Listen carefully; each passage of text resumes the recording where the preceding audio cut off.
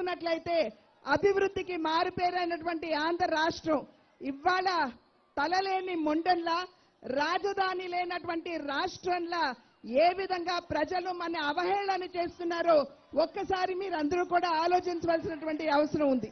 అదే విధంగా పోలవరం నిర్మాణం అప్పట్లో జగన్మోహన్ రెడ్డి గారు నేను రివర్స్ టెండరింగ్ చేస్తాను, సకాలంలో పోలవరం నిర్మాణం చేస్తాను అని చెప్పి ఆనాడు చెప్తే మనం అందరం కూడా నిజమని చెప్పి నమ్మాం.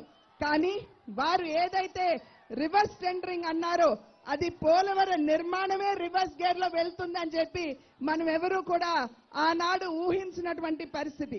రాజధాని కోసం 34,000 ఎకరాలు ఇచ్చినటువంటి త్యాగధనులు మన రైతు సోదరులు వారి జీవితాలు ఇవాళ బజారు పడినటువంటి విషయం మనందరికీ తెలుసు అని చెప్పి నేను విశ్వసిస్తున్నాను.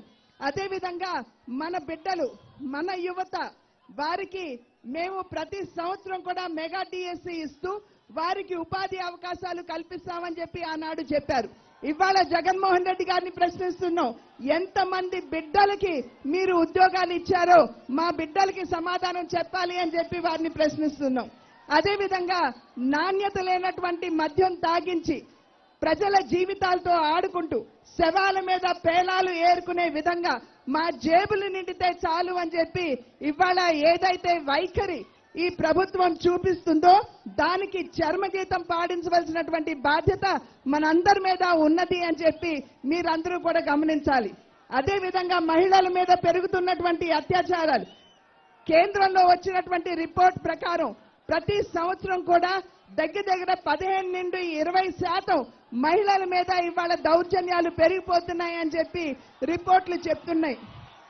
ఎత్ర నార్యంత పూజ్యంతే రమంతే తత్ర దేవతాహ అని చెప్పి పూజించుకునేటువంటి సంస్కృతి మనదైతే తాడేపల్లి ప్యాలెస్ కి కూతవేటు దూరంలో ఒక ఎస్సీ మహిళ మీద అత్యాచారం జరిగితే ఆ మహిళని హత్య చేస్తే ఆ కుటుంబానికి సైతం ఇవాళ న్యాయం చేయనటువంటి పరిస్థితిని మనం రాష్ట్రంలో చూస్తున్నాం. మరి అదే విధంగా మరి రైతులు ఇక్కడ ఉన్నటువంటి రైతు సోదరులందరూ కూడా ఊహించాలి.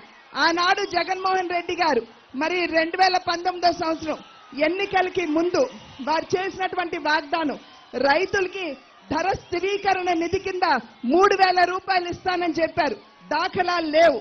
అదే విధంగా ప్రకృతి వైపరీత్యం కనుక ఏర్పడితే 4,000 కోట్ల నిధితోటి నేను ఆదుకుంటానన్నారు. దాఖలాలు లేవు.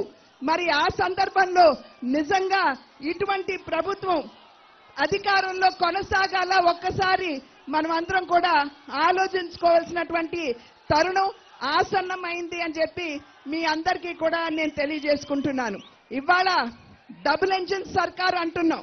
అంటే దేశాన్ని అభివృద్ధి పదంలో మోడీ గారు నడిపిస్తున్నటువంటి సందర్భంలో 11వ ఆర్థిక శక్తి నుండి 5వ ఆర్థిక శక్తిగా భారతదేశం అవతరించింది. అది ఇప్పుడు 3వ స్థానానికి తీసుకుని వెళ్ళాలి అంటే నరేంద్ర మోడీ గారు ఢిల్లీలో ప్రధాని పీఠం మీద కూర్చోవలసినటువంటి అవసరం ఉన్నది. అదే విధంగా 30 కోట్ల మంది పేదల్ని ఇవాళ పేదరికం నుండి వెలుపలికి తీసుకొచ్చినటువంటి ఘనత కూడా నరేంద్ర మోడీ గారికి భారతీయ జనతా పార్టీ ప్రభుత్వానికి దక్కుతుందని చెప్పి మీ అందరూ గమనించాలి. ఇవాళ దేశంలో 80 కోట్ల మంది పేదలకి ఉచితంగానే బియ్యం అందించేటువంటి వ్యవస్థ ఏదైతే ఉందో ఇప్పటి వరకు కాకుండా రాబోయే 5 సంవత్సరాల కాలం కూడా పొడిగిస్తాము, కొనసాగిస్తామని మోడీ గారు చెప్పినటువంటి నేపథ్యంలో పేదల కోసం ఢిల్లీలో ఎన్డీఏ కూటమి ప్రధానిగా నరేంద్ర మోడీ గారు ఎన్డీఏ కూటమి అధికారంలోకి రావాలి. అదేవిధంగా రాష్ట్రంలో మనకి సుపరిపాలన కావాలంటే చంద్రబాబు నాయుడు గారు ముఖ్యమంత్రిగా ఇక్కడ సైతం ఎన్డీఏ కూటమి అధికారంలోకి రావాల్సినటువంటి ఆవశ్యకత చాలా ఉన్నది అని చెప్పి మీ అందరికీ తెలియజేసుకుంటున్నాను. అయితే దీనికి కొనసాగింపుగా